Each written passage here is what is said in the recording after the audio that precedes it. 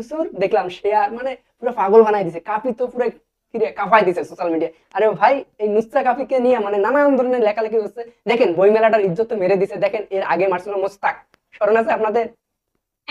তো গাইস আগে ভিডিওটা দেখো, এরপরে ভিডিওর কিছু ফানি কমেন্ট করবো। ফুল কোথায়? দেখো ভাই দিন দিন কাফির লুচ্চা পরো ম্যাক্স হয়ে যাইতেছে। মেয়েটার হাতটা যে ধরে আছে,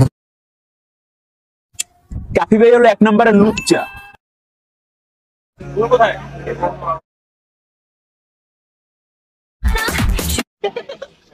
আপনি একজন ইউটিউবার বা ফেসবুকে ভিডিও আপলোড করেন, তার মানে হ্যালো বন্ধুরা, সবাই কেমন আছেন? আমি একজন ইনফ্লুয়েন্সার ফেসবুক। কাফিয়ে কাফাই দিছে পুরো বাংলাদেশ। বই মেলার মধ্যে মাইয়া গো আতলা ডলাডলি করে, এটা হইছে মানুষের সমস্যা। মানুষ এখন কইতাছে যে কাফি করা লুচ্চামি। এত বড় বড় আরো হ্যাঁ আমি কাফি ভাইকে বলছি, কাফি ভাই অনেক বড় ধরনের একটা লুচ্চা।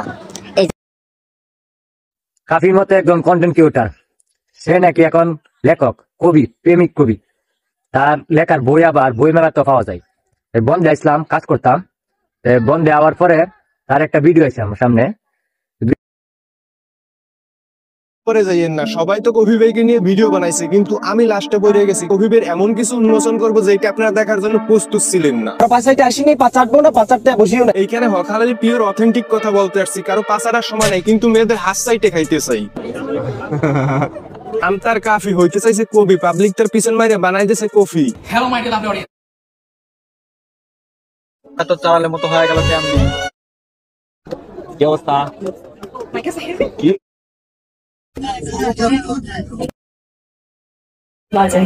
Hello, my people.